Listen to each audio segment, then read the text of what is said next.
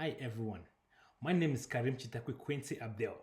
So today I'm going to talk about Fair Information Practice Principles or FIPS.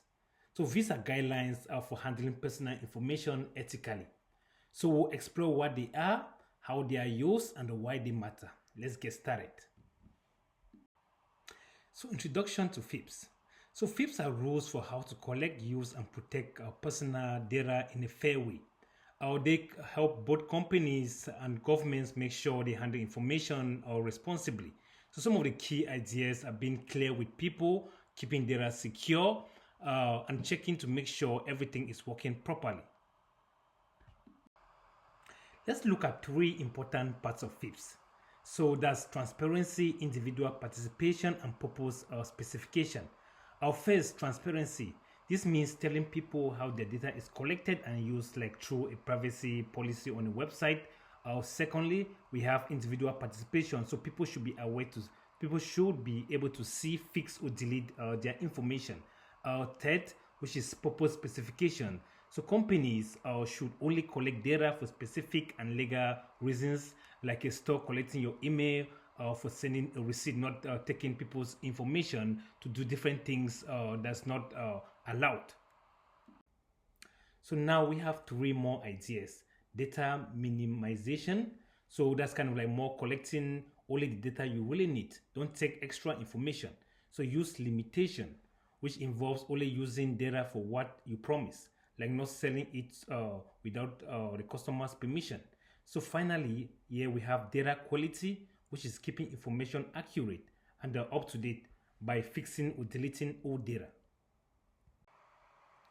So the final principles here, which are security, accountability, and auditing, they emphasize safeguarding data through security measures, ensuring accountability through organizational responsibility, and auditing to confirm compliance. So these principles ensures ongoing trust and integrity.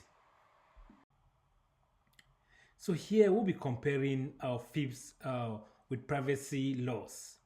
So we do have General Data Protection Regulation, which is a European law, which has strict penalties if rules are broken. We also have the CCPA, a Californian law, which gives people rights like accessing or deleting their data. We have HIPAA, which is specific to healthcare but shares ideas with FIPS, like protecting data and keeping it accurate. Furthermore, comparing FIPS with privacy laws, we see that HIPAA focuses on healthcare data while the CCPA is about consumer rights. So like letting people stop companies from selling their data. So both laws overlap with FIPS by focusing on security and giving people control over their information. Here we're going to look at the role FIPS play in protecting personally identifiable information, PII. So FIPS helps protect personal information by encouraging companies to use data responsibly. So for example, anonymizing data can reduce risks if there's a breach. So following these principles also builds trust with customers and helps companies avoid fines by following privacy laws. So FIPS also prepare organizations to respond quickly to data breaches. So looking at our FIPS in federal agencies.